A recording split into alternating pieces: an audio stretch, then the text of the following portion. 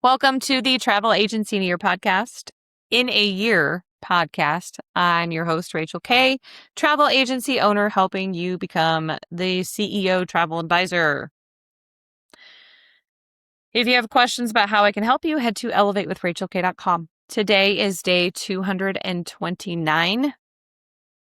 Let's talk about social media. Gets most of the attention in marketing conversations, but it's far from the only place that potential clients discover you.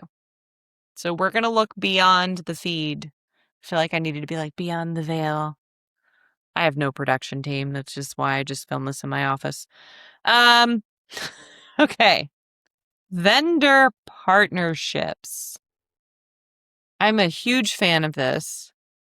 Photographers, if you are a student of mine, you have probably heard me say multiple times, photographers and travel advisors should be besties all the time.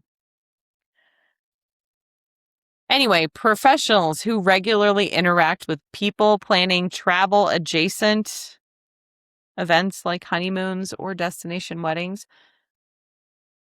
are a natural and ongoing referral source. This connects directly back to warm outreach we've discussed a few months ago, and this connects back to networking. So vendor partnerships is one way that you can go beyond the social feed. Community involvement, sponsoring any kind of local event, charity event, speaking at a community group. Even if you're in a book club, I've known travel advisors make bank off of selling to their book club.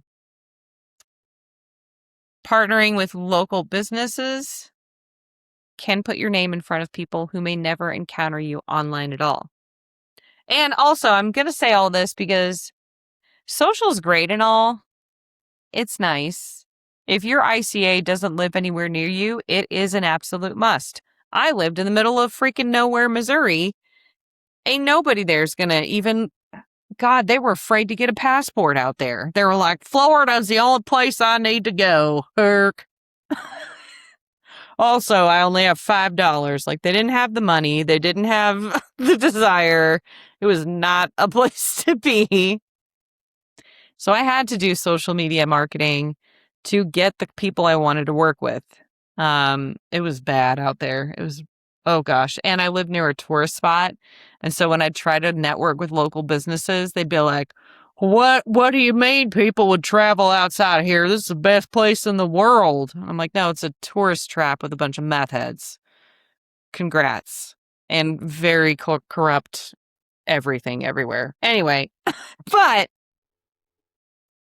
if you live in a place like that, yes, you need to do social media marketing because those are not your people and you should probably move as quickly as possible.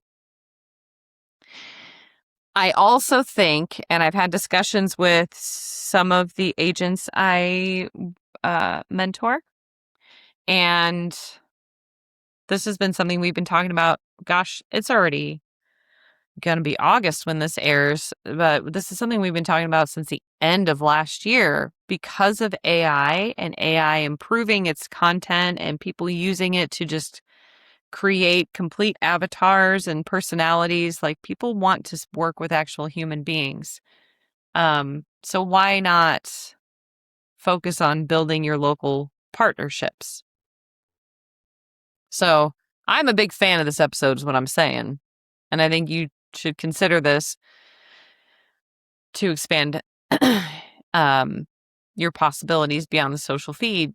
Because I have a sneaking suspicion you're just going to be stuck using AI and AI avatars just to get anyone's attention. But then everyone's going to revolt. This is 5 years away. I think there's going to be a huge divide from people being okay with AI doing everything and entertaining them and people who are like, no, I prefer human interaction. Anyway, so you can sponsor local events. Like I said, the community involvement, that's another option. Print and physical materials, a well-designed business card, which I got rid of business cards. I was like, I don't need a business card. And now I'm like, shoot, I need to get business cards. So a well-designed business card, a small printed guide left at like a partner business, or like a mailer, you could do that, targeted to a local list. These feel super old-fashioned and old school in the digital first industry, but that's why they stand out. I've been getting more and more often like door knockers. Now, I don't think a travel advisor should do that, but I get so many door knockers and they have a nice little card in their hand and they're like, hey, I noticed da da da da da da da. And I'm like, okay, great, thanks. And I take their card. So that's becoming a thing again. In other service-based industries, why are you not considering this more people first, person-to-person interaction yourself? Then there's the old podcast-a-rooney, being a guest on a podcast, or like media features, like getting quoted in local publications, or like a travel article. I know you can apply to speak at ASTA if you want to, but that's not really going to help you. That's just going to be like, oh, I did this. But you could speak at other events, maybe local to you. That puts you in front of an entirely different, often more engaged because you're in person audience than just your own following on social. So speaking opportunities can be like BNI type business groups. If you are in romance travel, you could offer to do something. I know the last bridal expo I did, they did like a fashion show, but you could offer something. Oh, and one time I spoke on how to determine where to have your honeymoon. This was, I think, back in 20 or 21. I don't remember, but I did a little speaking thing and I didn't even have a slideshow. I just went up there. Maybe I did. I don't remember. I remember it was a different part of the expo, but there was like 30 couples that sat down. I was like, here's how you determine where you want to have your honeymoon. And I did like the top 5 honeymoon destinations and who they're better for and what properties to look for. And then they could work with me. Like you could do that at a wedding expo. You could do like workplace lunch and learns on travel planning if you know the business owner, especially if you're like trying to get maybe that company to book all their travel with you.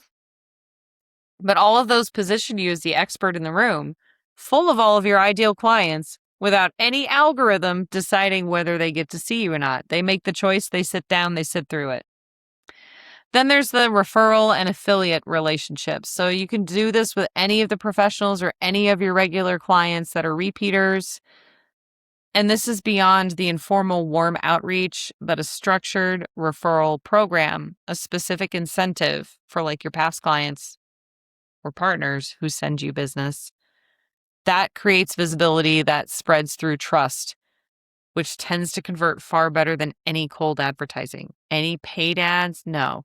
Word of mouth referrals and advertising is the best thing for a service-based business, period.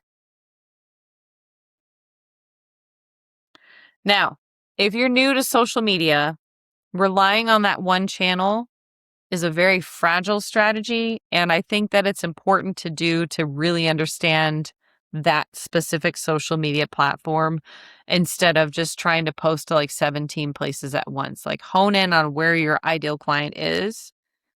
But over time, platforms lose relevance. Like I did like 2 YouTube videos like 8 years ago. I was like, this is not my thing back then. And this is not where my ICA is. And I had Pinterest and I think I tried a Facebook group, but I was like, my ICA isn't on Facebook. They're 28, not 58. No offense. Sorry. But like, I remember when I would get my clients and I'd be like, you get a private Facebook group for your wedding. And they'd be like, we don't want that. We don't use Facebook. So I went all in on TikTok. And then the whole thing in 2025 didn't work for me. And I knew very quickly my ICA was no longer also going to be there. So I paused everything and I was like, do I even want to do weddings anymore? Big life change. Anyway, Platforms lose relevance. Your reach can shift overnight for reasons outside of your control.